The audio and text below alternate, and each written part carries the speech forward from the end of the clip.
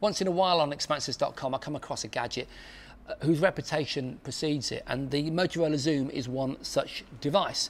And instantly, when you get it in your hands, you can see why it caused such a fuss when it was first previewed at CES in Vegas in 2011, January.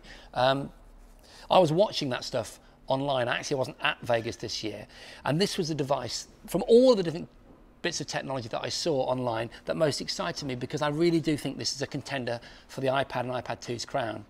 In the hands, it feels like quality. This is a 5-star device. The build quality is fantastic. The weight is lovely. And just the look, the aesthetics of the design just ooze quality. I'll give you an example. It's not just form as well, it's also function. Look, so when I'm powered down like this, I can just click my finger on the back where it naturally rests, slide my thumb up to unlock it, and I'm into the main device. So that's a power saving device. That's what, you know, that sort of powered down mode is all about.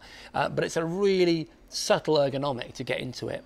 Okay, operating system, Android 3.0, Honeycomb, specifically developed for tablet machines. This really is the first proper Google tablet.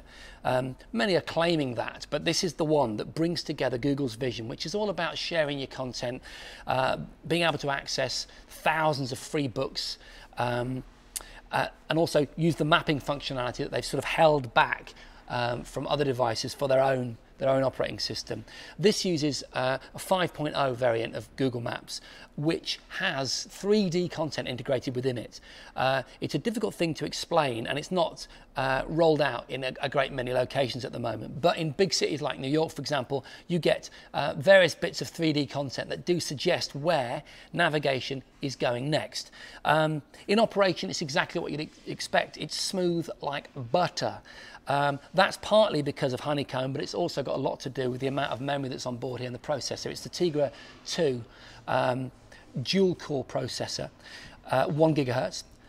There's 32 gigs of memory in there, which is useful. Also 1 gig of DDR2 RAM. So the whole thing is built to deliver a greasy, super slick user experience, which obviously works well for games that require grunt, but it also works well at just the basic user input level, just moving through pictures. Picture-wise, 5 megapixel camera on the back with flash. It can also do 720p video, and a 2 megapixel camera on the front for video calling. I mean, really, this does everything that people that question Apple's dominance of the tablet market want answered. It does absolutely everything you need. USB, HDMI out, full 1080p video output, DLNA wireless video streaming content. It's just a thing of beauty.